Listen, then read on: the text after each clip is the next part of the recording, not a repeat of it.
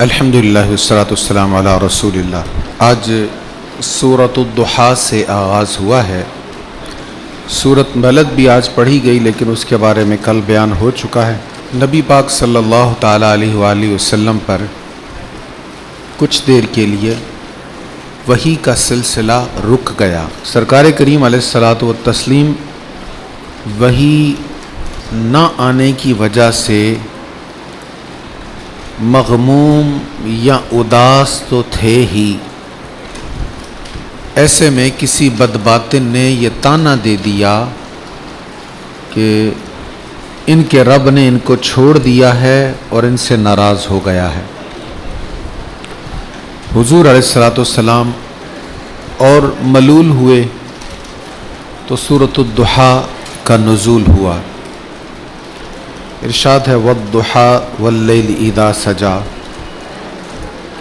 چاشت کے وقت کی قسم اور رات کی قسم جب وہ پھیل جائے۔ مَا وَدَّعَكَ رَبُّكَ وَمَا قَلَىٰ، آپ کے رب نے آپ کو نہیں چھوڑا اور نہ وہ بیزار ہوا ہے۔ یہاں پر اللہ تعالیٰ نے فرمایا کہ آپ کے رب نے آپ کو چھوڑا بھی نہیں ہے، آپ سے ناراض بھی نہیں ہے۔ اور یہ بات ارشاد فرمانے سے پہلے اللہ نے دو قسمیں ارشاد فرمائی ہیں۔ پہلی قسم ہے ضحیٰ کی، چاشت کے وقت کی، دوسری قسم ہے لیل یعنی رات کی۔ امام زرقانی علیہ الرحمہ فرماتے ہیں اگرچہ چاشت اور لیل کی قسم ہے لیکن چاشت سے مراد ہے چہرہ مصطفیٰ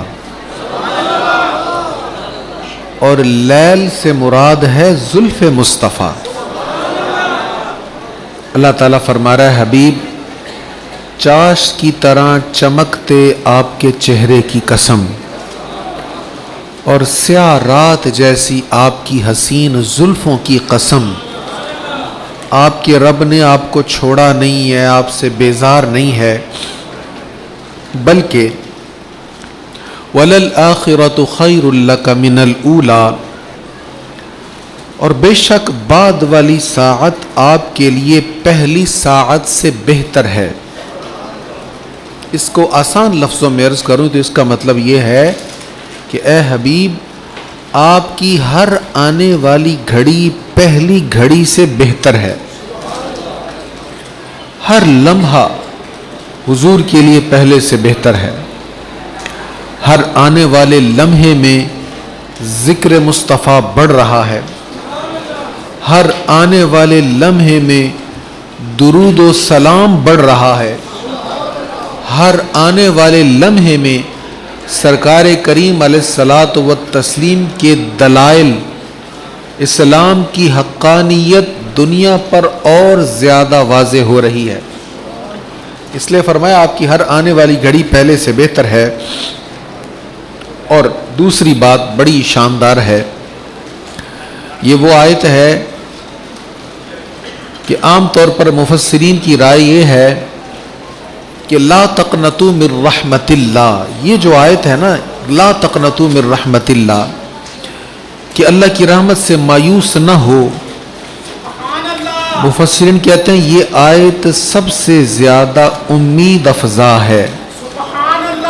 اس آیت کی وجہ سے اللہ کی رحمت پر امید ہوتی ہے، گناہ گار سے گناہ گار کو بھی بخشش کی امید ہوتی۔ لیکن جو اگلی آیت یہاں پہ ہے اس کے بارے میں امام جعفر کہتے ہیں، حضرت سیدنا امام جعفر صادق رضی اللہ تعالیٰ عنہ، آپ کہتے ہیں یہ آیت اس سے بھی زیادہ امید افزا ہے۔ اور یہ آیت کون سی ہے؟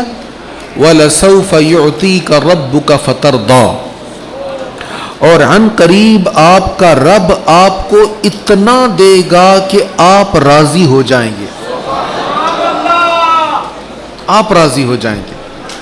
جب آیت کریمہ نازل ہوئی تو نبی کریم صلی اللہ تعالیٰ علیہ وآلہ وسلم نے فرمایا، الکشف والبیان میں ہے، حضور علیہ السلام نے فرمایا کہ میرے رب نے کہا ہے کہ تیرا رب تجھے اتنا دے گا کہ تو راضی ہو جائے گا، میرا اگر ایک امتی بھی دوزخ میں ہوا تو میں نے راضی نہیں ہونا۔ اللہ اکبر۔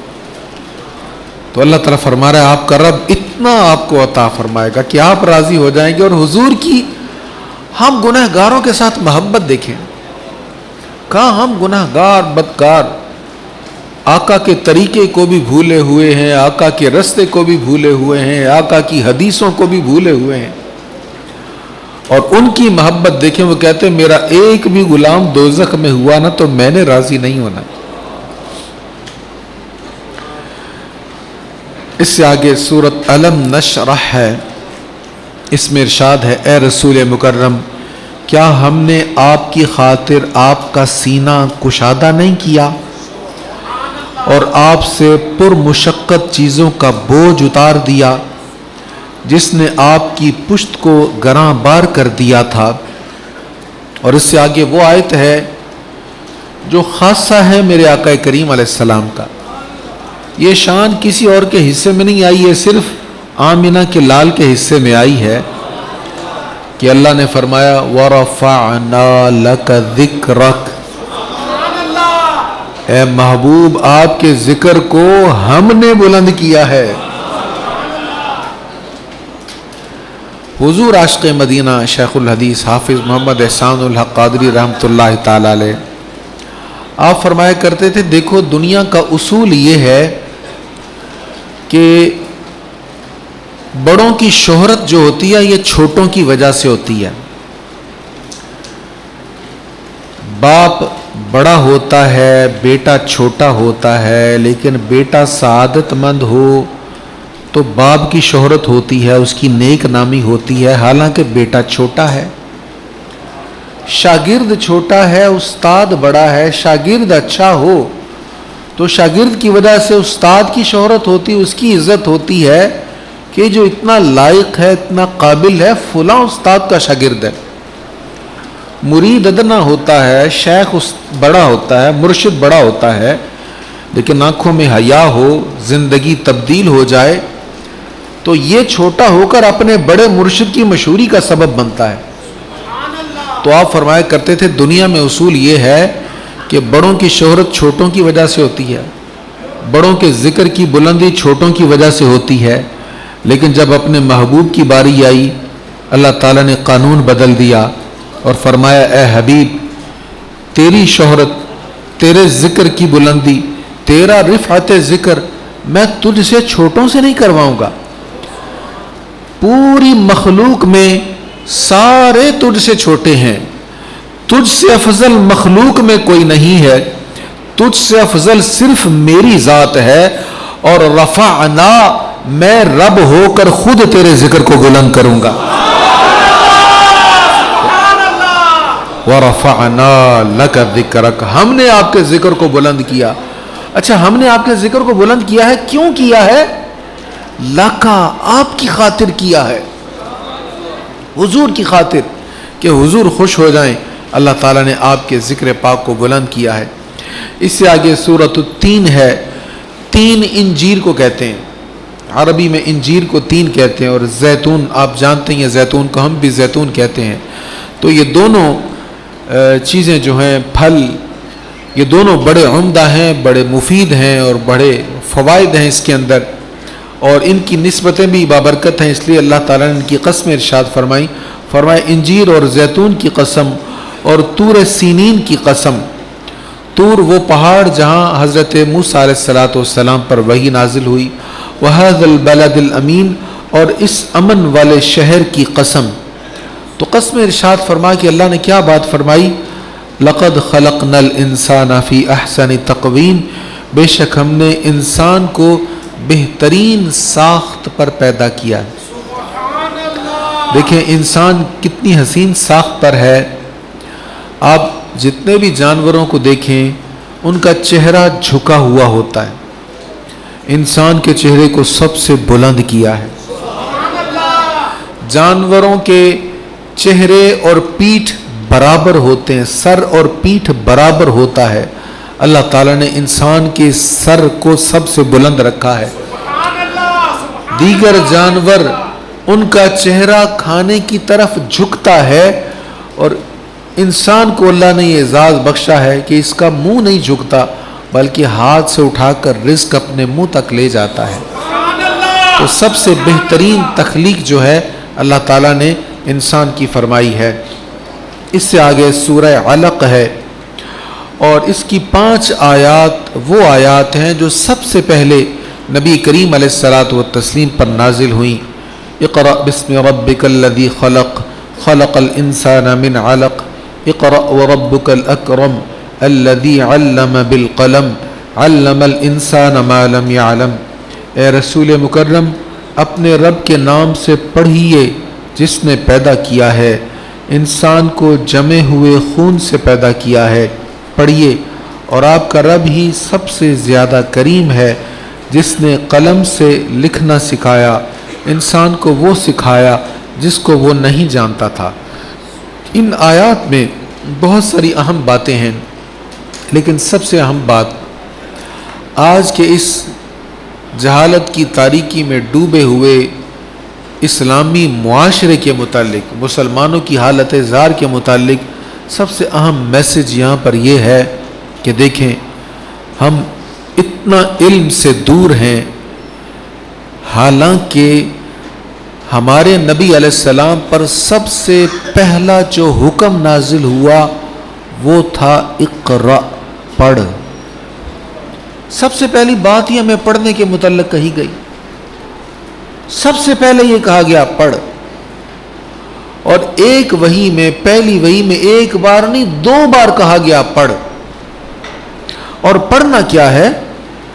پڑھ ربک الاکرم، آپ کا رب ہی زیادہ کریم ہے، پڑھیے۔ انسان کو وہ سکھایا جو وہ نہیں جانتا تھا۔ آج ہم نے دنیا جہان کے علوم کو پڑھ لیا، بلکہ بدقسمتی سے ابھی کل پرسوں کی بات ہے، رؤف کیسر بھائی اس بات کی طرف توجہ دلا رہے تھے کہ ہم اب علم کے حصول کے لیے تو پڑھتے ہی نہیں ہیں، ہم تو پڑھتے ہی اس لیے ہیں کہ کس شعبے میں جائیں تو جاب اچھی مل جائے۔ ہم تو ملازم بننے کے لیے تعلیم حاصل کر رہے ہیں۔ ایجوکیشن میں ہم اس حصے کو، اس برانچ کو یا اس شعبے کو چوز کرتے ہیں، اس کا انتخاب کرتے ہیں جہاں پہ ہمیں سیلری اچھی مل رہی ہوتی ہے۔ یعنی ہمارا علم کے حاصل کرنے کا مقصد صرف دولت کمانا رہ گیا، ہمارے علم کے حصول کا مقصد صرف دنیا رہ گیا۔ تو سب سے پہلا حکم ہمیں علم کا تھا، علم سیکھو۔ اور علم سیکھنا کس کے لیے ہے؟ سب سے پہلے تمہیں اپنے رب کی پہچان ہو، تمہیں پتہ چلے تمہیں کس لیے پیدا کیا ہے۔ ہمیں پتہ ہی نہیں ہوتا ہم آئے کس لیے یہاں پر۔ ہم سمجھتے ہیں بس اچھا بزنس ہو جائے، اچھا روزگار ہو جائے، اپنا گھر ہو جائے، سواری اچھی ہو جائے، سہولیات مل جائیں، بیوی بچوں کو ضروریات پوری ہو جائیں، بچے بڑے ہو جائیں تو ان کی شادیاں ہو جائیں، بس یہی زندگی کا مقصد ہے۔ اللہ تعالیٰ ارشاد فرماتا ہے کہ میں نے جنوں اور انسانوں کو صرف اپنی عبادت کے لیے پیدا کیا ہے۔ ہمیں پتہ ہی نہیں ہمیں کس لیے پیدا کیا گیا۔ تو سب سے پہلا حکم اقرأ کا تھا۔ اور مسلمانوں کی تاریخ پڑھ لیں، جب جب مسلمان حصول علم کے لیے کوشاں رہے، علم حاصل کرتے رہے، پوری دنیا میں مسلمانوں کی طاقت تھی، سپر پاور مسلمان تھے۔ دنیا کی تجارتی گزرگاہوں پر مسلمانوں کا کنٹرول تھا، دنیا کی تجارتی منڈیوں پر مسلمانوں کا کنٹرول تھا، دنیا کے تعلیمی مراکز پر مسلمانوں کا کنٹرول تھا۔ اپنے تو اپنے غیر بھی حصول علم کے لیے مسلمانوں کے پاس آیا کرتے تھے۔ اندلس کی مساجد بھول گئی ہمیں۔ اقبال کیوں پھوٹ پھوٹ کے جا کے روئے تھے، ہسپانیہ تو خون مسلمہ کا امی ہے، مانند حرم پاک ہے تو میری نظر میں، غرناطہ بھی دیکھا میری آنکھوں نے لیکن غرناطہ بھی دیکھا میری آنکھوں نے لیکن تسکین مسافر نہ سفر میں نہ حضر میں۔ وہ کہتا ہے میں نے غرناطہ دیکھ لیا، مسجد قرطبہ دیکھ لی، لیکن کلیجے کو ٹھنڈ نہیں پڑ رہی، سکون نہیں مل رہا، کیا ہو گیا ہمارے ساتھ، کیا نقصان کر بیٹھے ہم اپنا۔ وہ مسجد قرطبہ جو عظیم الشان اسلامک یونیورسٹی تھی، جہاں سے علم و حکمت کے چراغ جلتے تھے اور پورے یورپ کو روشنی وہاں سے ملی تھی، اور جس مسجد کرتوا میں جوتے پہن کر جانے کی اجازت ہے. اگر کوئی کہے نا میں نے جوتا اتار کے جانا, وہ کہتے ہیں نہیں, الاؤ نہیں ہے.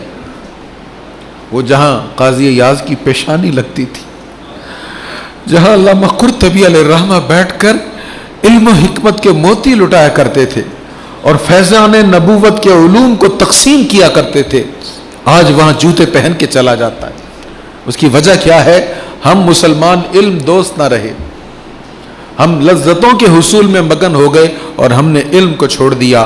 اللہ کریم ہمیں علم کی توفیق نصیب فرمائے اور علم نافع عطا فرمائے. اس سے آگے سورۃ القدر ہے, انا انزلناہ فی لیلۃ القدر, بے شک ہم نے اس قرآن کو شب قدر میں نازل کیا. ارے یہ قرآن معمولی شے ہے, بس رمضان شریف میں تھوڑا سا کھولا پھر بس بند, وہ اونچی جگہ پر رکھ دیا, کھولنے کی حاجت ہی نہیں ہوئی. آپ یقین فرمائیں مجھے خوشگوار حیرت ہوئی, مجھے ابھی چند دن پہلے کسی صاحب نے کہا یہ الماری کھول دیں, ہمیں قرآن مجید کی ضرورت ہے. لاک لگے ہوتے, کبھی ضرورت ہی نہیں پڑی کھولنے کی, کبھی کسی نے کہا ہی نہیں مجھے قرآن مجید چاہیے. یہ ہمارے حالات ہیں, یہ ہماری قرآن مجید کے ساتھ محبت ہے. اللہ تعالیٰ فرماتا ہے, وہ لوگوں اس کتاب کی قدر کرو, یہ اتنی قدر والی ہے کہ ہم نے اس کو قدر والی رات میں نازل کیا ہے. کسی بھی رات میں نازل کیا جا سکتا تھا نا, کسی بھی لمحہ میں نازل کیا جا سکتا تھا. قرآن مجید ویسے تو نجمن 23 سال کے عرصہ میں نازل ہوا ہے, لیکن لوح محفوظ سے آسمان دنیا پر ایک ہی رات میں اترا ہے, اور وہ رات لیلۃ القدر کی رات ہے. دیکھو یہ وہ کتاب ہے جو اتری ہے تو پورے سال میں سب سے بہترین مہینے میں, اور اس مہینے کی بھی سب سے بہترین رات میں نازل ہوئی. اور یہ اتری ہے تو کسی پتھر پہاڑ پر نہیں اتری, قلب مصطفیٰ پر اتری ہے. اس نبی پر جو نبی امام الانبیاء ہے, جو نبی اللہ کا محبوب ہے, جو نبی خود کہتے ہیں وہ خلیل اللہ ہے, وہ ذبیح اللہ ہے, وہ کلیم اللہ ہے, وہ نجی اللہ ہے, وہ صفی اللہ ہے. لیکن الا وانا حبیب اللہ, سنو میں حبیب اللہ ہوں. یہ حبیب اللہ کے قلب اطہر پر نازل ہوئی ہے. میرے آقا نے بڑی محنت کی ہے, ایک ایک آیت کو اپنے سینے میں محفوظ رکھا, کہاں کہاں پہنچایا. کتنا ظلم کیا مشرکین مکہ نے. رات کی تاریکی میں چھپ چھپ کر کوئی صحابی آتا, حضور سے پوچھتا حضور کیا وحی اتری ہے, سرکار بتاتے, وہ چھپتا چھپتا جاتا کہیں مشرکین سردار کو پتہ نہ چل جائے, وگرنہ وہ تشدد کریں گے. دوسرے کو جا کر رات کی تاریکی میں خبر دیتا. یہ حکم نازل ہوا ہے. ابتدائی دور کوئی آسان دور نہیں تھا, اور سرکار کریم علیہ الصلوۃ والتسلیم نے 23 سال کی محنت کے بعد حجۃ الوداع کے موقع پر کیا کہا تھا, اور لوگوں میں نے رب کا پیغام پہنچا دیا نا. لوگوں نے کہا جی حضور آپ نے پہنچا دیا. تو کہا یا اللہ گواہ ہو جا, جو میری ڈیوٹی تھی میں نے پوری کر دی ہے. یہ قرآن مجید قدر والی رات میں آیا ہے, اور یہ قدر والی کتاب ہے. حضور علیہ الصلوۃ والسلام نے فرمایا تھا یاد رکھو اس کی قدر کرو گے تو عزتیں ملیں گی, اور اس کی قدر کرنا چھوڑ دو گے تو ذلیل و رسوا ہو جاؤ گے. فرمایا بے شک ہم نے اس قرآن کو شب قدر میں نازل کیا, اور آپ کیا سمجھے کہ شب قدر کیا ہے. شب قدر 1000 مہینوں سے بہتر ہے. سبحان اللہ. اللہ تعالیٰ کی کتنی رحمت ہے ہم گناہگاروں پر, سیاہ کاروں پر, کہ ہمیں 1000 مہینوں سے بہتر رات عطا فرما دی. اس کی تفسیر میں مفسرین نے لکھا ہے کہ نبی پاک علیہ الصلوۃ والسلام ذکر کر رہے تھے پہلی قوموں کا, کہ ان میں ایک عابد تھا, بہت عبادت گزار تھا, 1000 مہینے اس نے عبادت کی, اور پلک جھپکنے جتنا ٹائم بھی اس نے اللہ کی نافرمانی نہیں کی. صحابہ کرام کو بڑا رشک آیا اس بندے پر کہ 1000 مہینے اس نے عبادت کی, تو ہماری تو اتنی عمر ہی نہیں ہے. اچھا اس نے اب عبادت بھی کی اور پھر ایک پلک جھپکنے جتنا ٹائم بھی اللہ کی نافرمانی نہیں کی, تو ہم تو اس کے ثواب کو پہنچ ہی نہیں پائیں گے. ہم سے تو وہ لوگ ثواب میں آگے نکل گئے. تو ہمارا جیسے دکھ ہوتا نا کہ دنیا میں وہ ہم سے آگے نکل گیا, تو صحابہ کا دکھ ہوتا تھا کہ دینداری میں, نیکی میں وہ ہم سے آگے نکل گیا. تو جب صحابہ مغموم ہوئے سورت نازل ہو گئی اور اللہ نے فرما دیا ان کو تو 1000 مہینے ملے تھے نا زندگی کے، تمہیں ایک رات ہر سال ملے گی جو 1000 مہینوں سے افضل ہے۔ تنزل الملائکۃ والروح فیہا بإذن ربہم من کل امر، اس رات میں فرشتے اور جبریل اپنے رب کے حکم سے ہر کام کے لیے نازل ہوتے ہیں۔ یہ رات طلوع فجر ہونے تک سلامتی ہے۔ اس سے آگے سورۃ البینہ ہے، اس میں ارشاد ہے اور ان کو صرف یہی حکم دیا گیا تھا کہ وہ اخلاص کے ساتھ اطاعت کرتے ہوئے اللہ کی عبادت کریں۔ اللہ کی عبادت کرنی ہے وہ بھی اخلاص کے ساتھ کرنی ہے۔ اسی صورت میں پھر آگے ارشاد ہے بے شک جو لوگ ایمان لائے اور انہوں نے نیک اعمال کیے وہ تمام مخلوق میں بہترین ہیں، ان کی جزا ان کے رب کے پاس ہے جو دائمی جنتیں ہیں جن کے نیچے سے دریا بہتے ہیں، وہ ان میں ہمیشہ ہمیشہ رہنے والے ہیں۔ اللہ ان سے راضی ہو گیا اور وہ اللہ سے راضی ہو گئے، یہ جزا اس کے لیے ہے جو اپنے رب سے ڈرتا رہا۔ تو اللہ کا خوف بڑی عظیم شے ہے۔ جو اللہ سے ڈرتا رہتا ہے اللہ فرماتا ہے اس کے لیے یہ جزا ہے، میں اس کو یہ جزا عطا فرماتا ہوں اس لیے کہ وہ مجھ سے ڈرتا رہا، میرا خوف اس کو رہا ہے۔ اس سے آگے سورہ زلزال ہے، اس میں ارشاد ہے جب پوری زمین زلزلہ کی شدت سے ہلا دی جائے گی اور زمین اپنا تمام بوجھ باہر نکال دے گی اور انسان کہے گا اسے کیا ہوا، اس دن زمین اپنی تمام خبریں بیان کر دے گی کیونکہ آپ کے رب نے اسے حکم دیا۔ اس دن لوگ مختلف احوال میں لوٹیں گے تاکہ انہیں ان کے اعمال دکھا دیے جائیں۔ سو جو ذرہ برابر نیکی کرے گا وہ اس کا صلہ دیکھے گا۔ کبھی ہوتا نا ہم اچھا کام کریں اس کا اچھا نتیجہ نہیں نکلتا، تو یہ ہمیں اچھا نتیجہ فیل اس لیے نہیں ہوتا کہ ہم نے وہ کام کیا لوگوں کے لیے ہوتا ہے۔ جو کام اللہ کے لیے ہو وہ ذرہ برابر بھی اگر ہوا نا تو اللہ کہتا قیامت کے دن اس کا نتیجہ تمہارے سامنے آ جائے گا۔ فرمایا سو جو ذرہ برابر نیکی کرے گا وہ اس کا صلہ دیکھے گا اور جو ذرہ برابر برائی کرے گا وہ اس کا عذاب دیکھے گا۔ اس سے آگے سورۃ العادیات ہے، فرمایا ان گھوڑوں کی قسم جو بہت تیز دوڑتے ہیں ہانپتے ہوئے۔ اچھا یہ گھوڑوں کی قسمیں کیوں ارشاد فرمائی جا رہی ہیں یا ان کی کیفیات کو بیان کیا جا رہا ہے؟ اس لیے کہ یہ وہ گھوڑے ہیں جن گھوڑوں پر اللہ تعالیٰ کی راہ میں جہاد کیا جاتا ہے۔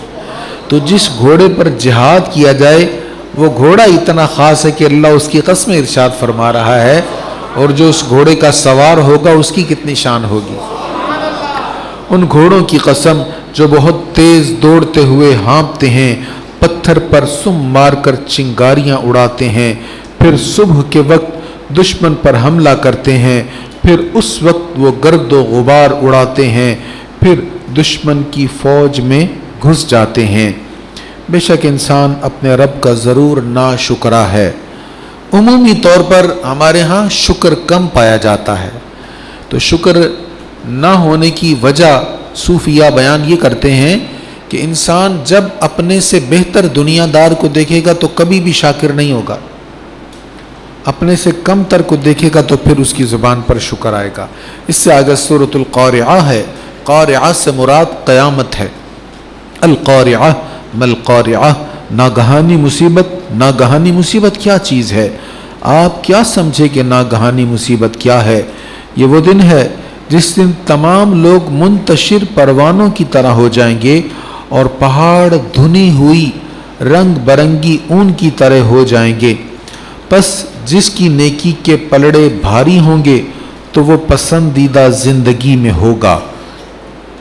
جتنی نیکیاں کرتے جائیں گے تو پلڑا نیکیوں والا بھاری ہوتا جائے گا، اور جس کی نیکی کے پلڑے ہلکے ہوں گے تو اس کا ٹھکانہ ہاویہ ہوگا۔ اور آپ کیا سمجھے کہ ہاویہ کیا ہے؟ وہ سخت دہکتی ہوئی آگ کا بہت نیچا گڑھا ہے۔ پھر سورۃ التکاثر ہے، فرمایا تم کو زیادہ مال جمع کرنے کی حرص نے غافل کر دیا۔ دیکھیں مال جمع کرنے میں کوئی حرج نہیں ہے، بس مال حلال کا ہونا چاہیے، حلال ذریعے سے جمع کرو، حقداروں کو ان کا حق دو اور ان سے حلال مصارف پر ان کو خرچ کرو، اور اس مال کے حصول کی کوشش میں عبادت سے غفلت نہ برتو۔ اگر عبادت سے غفلت برتو گے تو پھر وہ مال وبال بن جائے گا۔ فرمایا تم کو زیادہ مال جمع کرنے کی حرص نے غافل کر دیا، حتیٰ کہ تم مر کر قبروں میں پہنچ گئے۔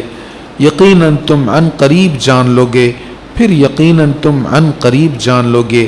ہرگز نہیں، کاش تم علم یقین کے ساتھ اپنا انجام جان لیتے، بے شک تم ضرور دوزخ کو دیکھو گے، پھر تم ضرور عین الیقین کے ساتھ دوزخ کو دیکھو گے، پھر تم سے ضرور اس دن نعمتوں کے متعلق پوچھا جائے گا۔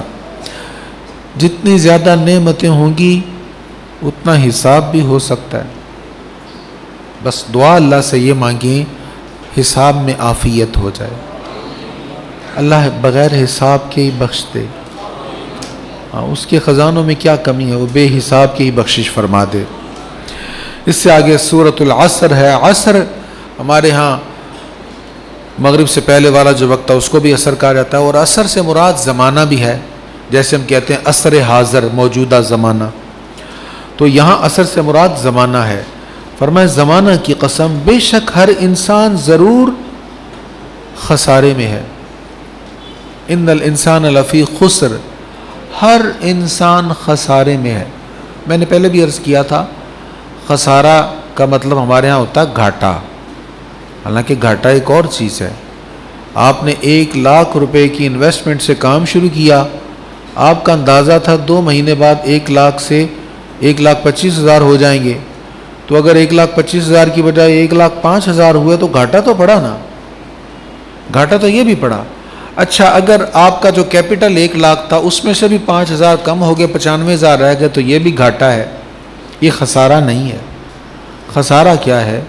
آپ کا خدا نخواستہ کسی کا کیپٹل ہی ختم ہو گیا، اس نے 1,00,000 روپے کی انویسٹمنٹ کی تھی، ہاتھ میں 1 روپیہ بھی نہیں آیا، سارے پیسے ڈوب گئے، یہ خسارہ ہے۔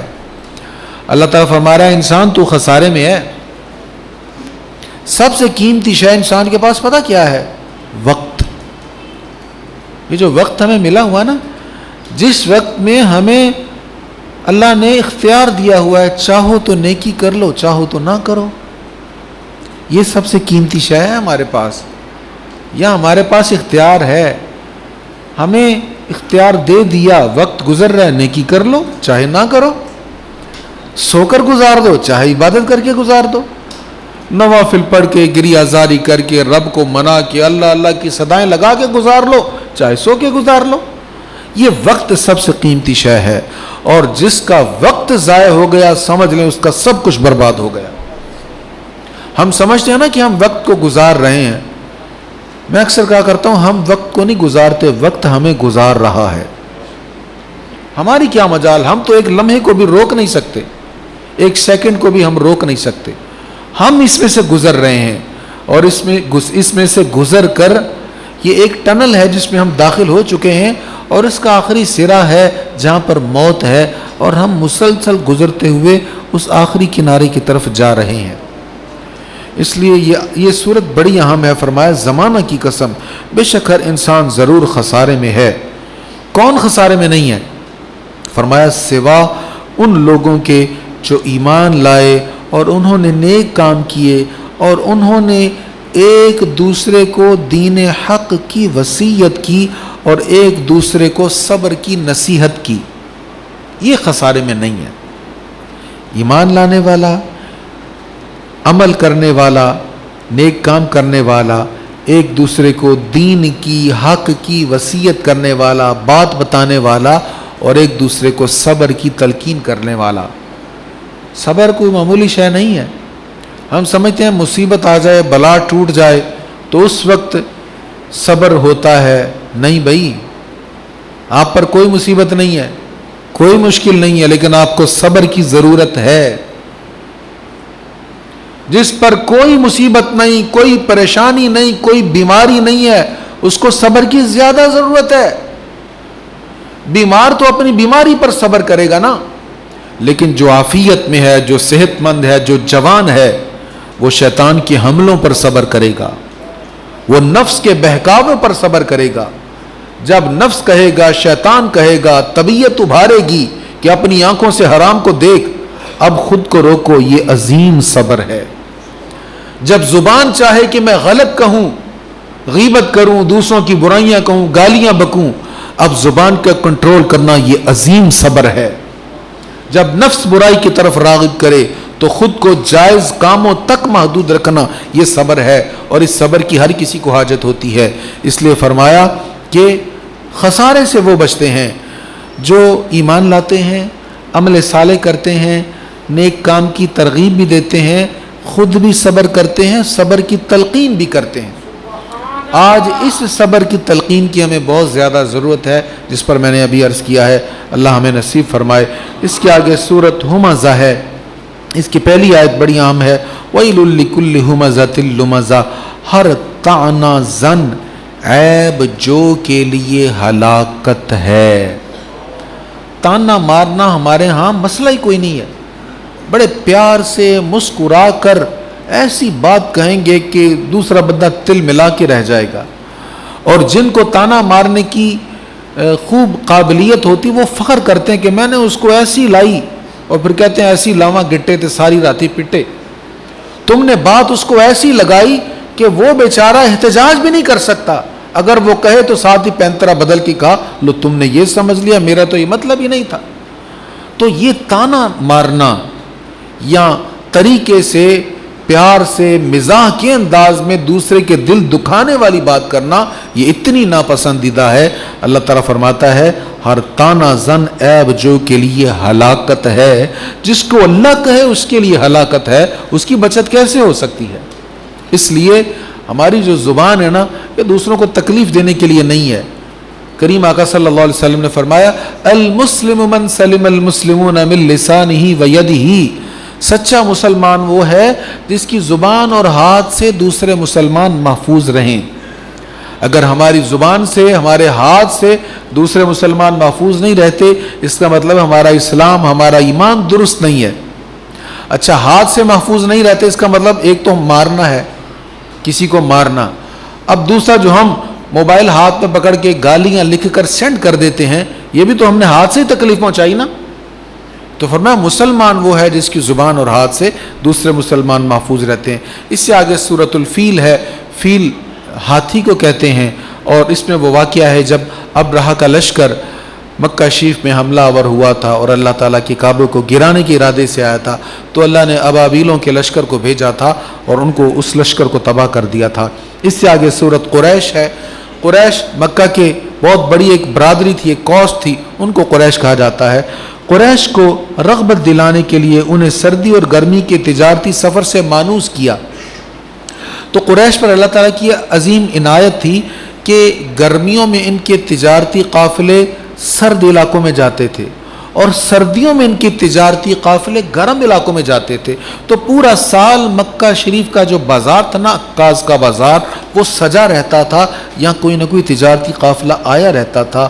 تو اس کا نتیجہ کیا تھا؟ ہونا یہ چاہیے تھا کہ اس آسان رزق کے ملنے پر اللہ کا شکر کیا جائے، لیکن یہ اللہ تعالیٰ کے نافرمان ہو گئے، انہوں نے بتوں کی پوجا شروع کر دی۔ تو اللہ فرما رہا ہے قریش کو رغبت دلانے کے لیے انہیں سردی اور گرمی کے تجارتی سفر سے مانوس کیا، پھر انہیں چاہیے کہ وہ اس گھر کے رب کی عبادت کریں جس نے انہیں بھوک میں کھانا کھلایا اور ان کو خوف سے امن میں رکھا۔ اس سے آگے سورۃ الماعون ہے، اس میں اللہ تعالیٰ فرما رہا ہے ان نمازیوں کے لیے ہلاکت ہے جو اپنی نمازوں سے غفلت کرتے ہیں۔ ان نمازیوں کے لیے ہلاکت ہے جو اپنی نمازوں سے غفلت کرتے ہیں۔ کیا مطلب؟ نماز کا ٹائم گزار دیا، ایسے ہی بیٹھے بیٹھے نماز قضا کر دی۔ اچھا بھلا ٹائم ہے نماز کا، پڑھ سکتے ہیں، وضو کر کے شامل ہو سکتے ہیں نماز میں، نماز پڑھنی نہیں، اچھا ابھی ٹائم ہے، کرتے کرتے ٹائم گزار دیا، اور جب نماز قضا ہونے کے قریب ہوئی پھر بھاگم بھاگ کوئی 2 سجدے نیچے 2 سجدے اوپر کیے، اور پھر اگر کسی نے کہا کہ بھئی آپ نے جس وقت میں نماز پڑھی تو ٹائم نکل گیا تھا، آپ کی نماز مکروہ ہو گئی ہے، آپ کی نماز ہوئی نہیں ہے، تو کہتے ہیں اللہ کے سپرد۔ بھائی نماز کو تم اس کے پورے استحقاق کے ساتھ پڑھو، اپنی طرف سے جو جو ہو سکتا ہے، جو ریکوائرمنٹس ہیں وہ پوری کرو، پھر کہو یا اللہ میں نے پڑھی ہے، اب تیرے سپرد تو قبول فرما لے۔ اس کو صحیح پڑھنا ہی نہیں اور پھر کہنا اللہ کے سپرد، یہ تو غلط بات ہوئی نا۔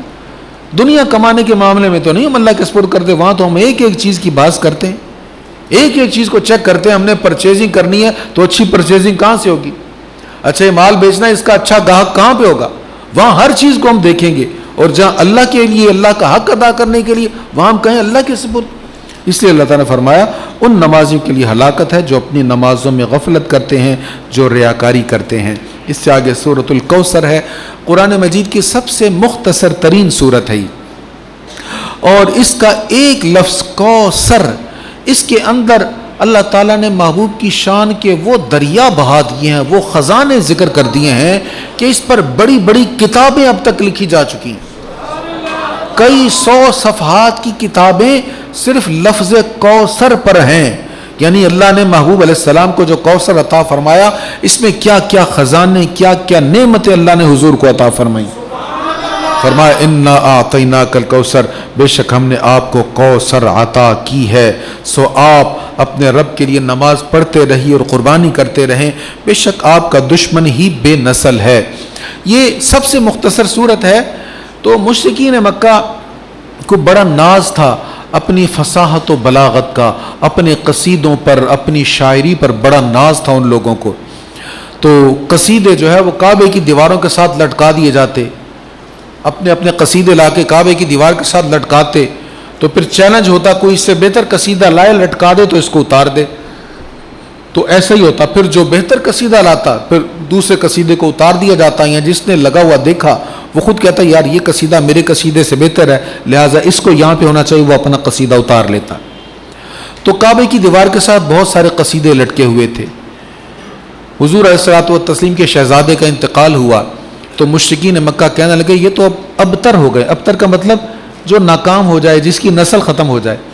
تو ان کا جو ایک ہی بیٹا تھا وہ بھی فوت ہو گیا ہے، تو اب تو ان کی نسل ختم ہو گئی، ان کا مشن ختم ہو گیا۔ 4 بندے اگر ساتھ مل بھی گئے تو کب تک ان کا نام لیں گے، جب کوئی بیٹا ہی نہیں ہوگا جانشین بننے کے لیے تو ان کا میسج آگے نہیں پھیلے گا۔ تو حضور کے بارے میں معاذ اللہ یہ نہایت برا لفظ انہوں نے کہا ابتر۔ اللہ نے فرمایا نہیں نہیں محبوب، ہم نے آپ کو کوثر عطا کر دیا۔ اچھا اسی سے کثرت ہے، کثرت۔ کوثر کا ایک آسان معنی ہے خیر، اور وہ بھی کثرت کے ساتھ۔ ہم نے آپ کو خیر اور بھلائی، خوبیاں عطا فرمائی، اور وہ بھی بہت زیادہ۔ کوثر سے مطلب عظیم الشان امت بھی ہے۔ کوثر سے مراد حضور کی امت کے عظیم الشان اولیاء کاملین، علماء ربانیین بھی ہیں۔ کوثر سے مراد حوض کوثر بھی ہے۔ کوثر سے مراد جنت کی نہر کوثر بھی ہے۔ کوثر سے مراد علم مصطفیٰ بھی ہے۔ کوثر سے مراد حضور علیہ الصلوۃ والسلام کی آل پاک بھی ہے۔ تو بہت سارے اس کے معنی ہیں۔ اس کے معنی کے جو ہیڈ لائنز علماء نے لکھی ہیں وہ بھی بہت طویل ہیں، اس کے لیے بھی وقت نہیں ہے ہمارے پاس۔ تو اللہ نے فرمایا ہم نے، یہ آپ کو کہہ رہے ہیں آپ ناکام ہو گئے، ہم نے تو آپ کو کوثر دے دیا ہے۔ آپ اپنے رب کی رضا کے لیے نماز پڑھتے رہیں، قربانی کرتے رہیں، بے شک آپ کا دشمن ہی بے نسل ہوگا۔ تو جب یہ 3 آیتیں اتری نا تو کریم آقا صلی اللہ علیہ وسلم بڑے خوش ہوئے۔ حضور نے فرمایا چلو یہ 3 آیتیں لکھو اور کعبے کی دیوار پہ لگا دو۔ بہت سارے قصیدے لگے ہوئے تھے، جب یہ 3 آیتیں لگائیں سارے قصیدے اتر گئے۔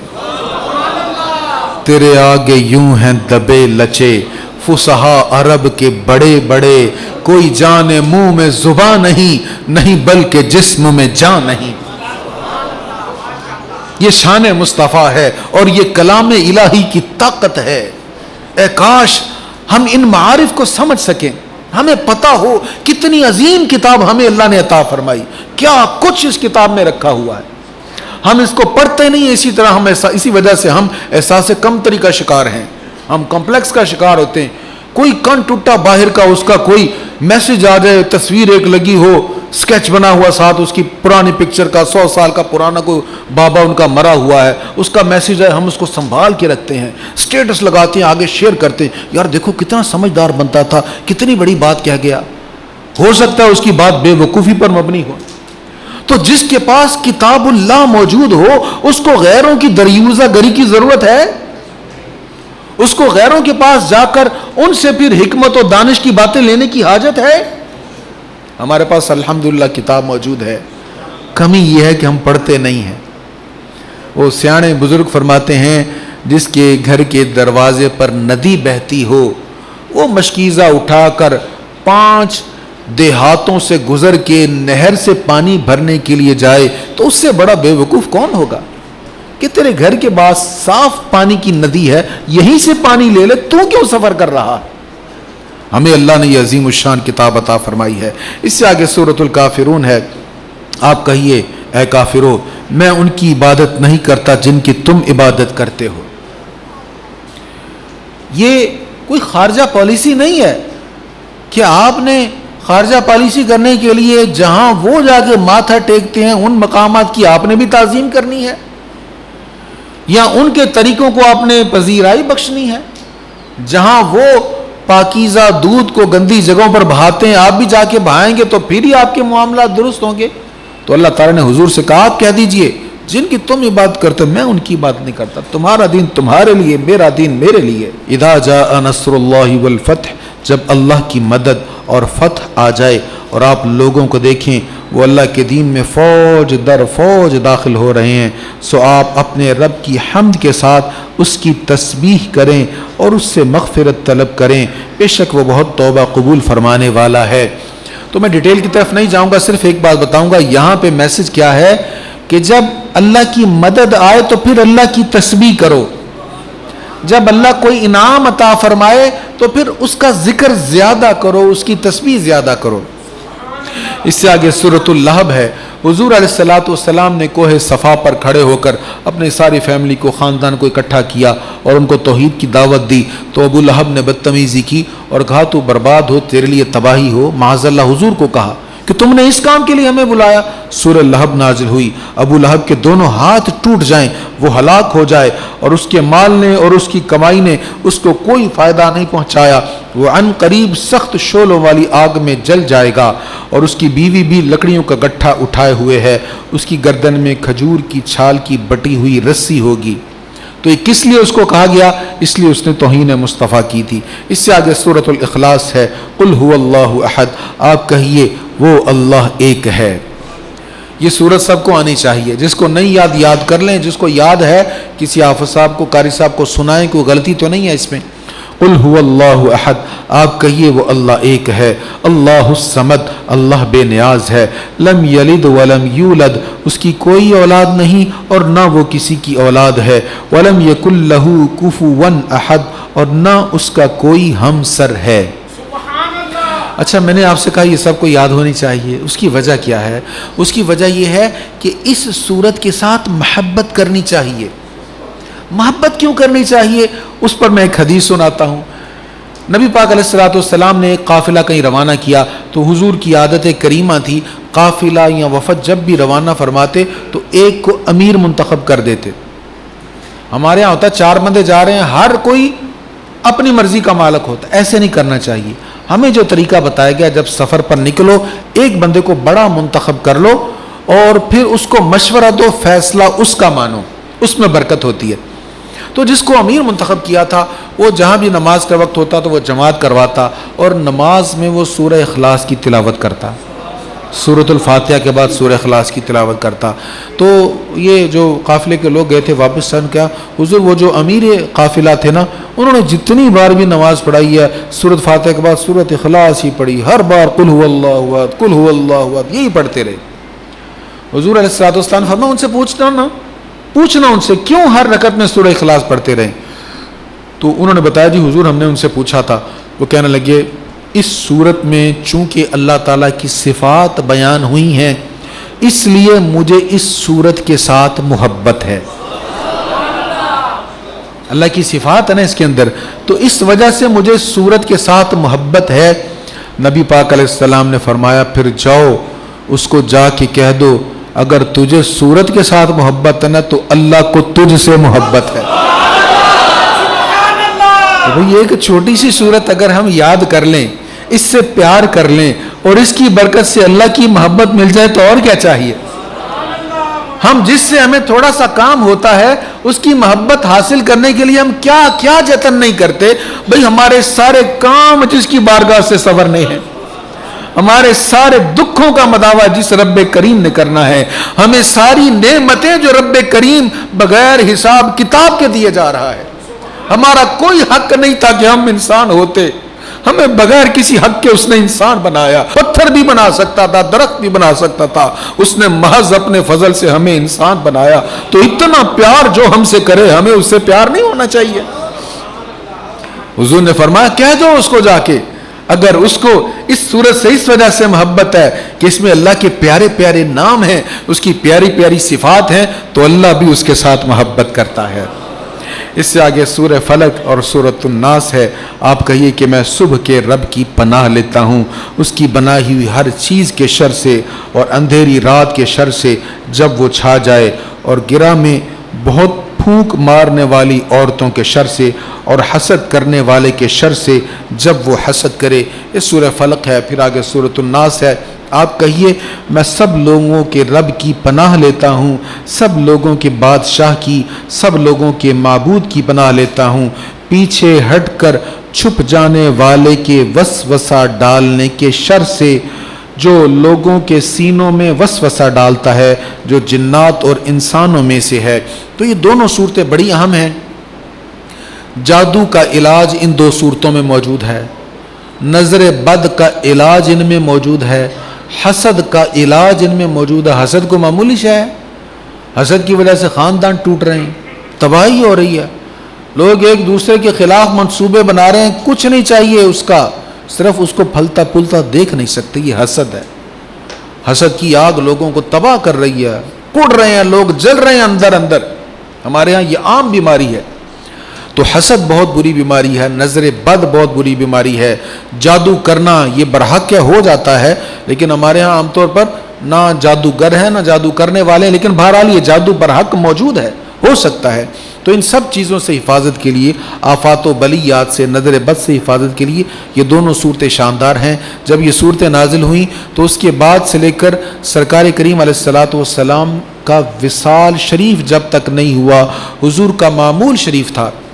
آپ یہ دونوں صورتیں رات سونے سے پہلے پڑھ کر اپنی ہتھیلیوں پر پھونک مارتے, اور سارے جسم پر جہاں جہاں ہاتھ پہنچتا, پیچھے اور ٹانگوں پر, یہاں کے پیروں کے تلووں تک حضور اپنے ہاتھ مبارک کو پھیر لیا کرتے, پھر آپ آرام فرماتے. تو یہ ہو سکے تو معمول بنائیں, رات سونے سے پہلے ہی کر لیں. اس کے فائدے یہ ہیں کہ جادو کا اثر نہیں ہوگا, نظر بد نہیں لگے گی, کوئی آفت بلا نہیں آئے گی, لیکن نیت یہ کریں کہ یہ حضور کی سنت ہے. آقا کریم علیہ الصلوۃ والسلام نے مرض الوصال میں بھی یہ عمل کیا ہے. یعنی جب حضور اسلام نہایت نقاہت محسوس فرما رہے تھے تب بھی آپ نے یہ عمل کیا ہے. اس کے ساتھ ہی ہمارا قرآن مجید فرقان حمید کا جو ہر سال درس ہوتا ہے, خلاصہ قرآن ہے, اس کا بھی اختتام ہو گیا ہے. اللہ کریم اس درس میں, اس سلسلہ میں آنے والے, شرکت کرنے والے سب کو بہترین جزا عطا فرمائے.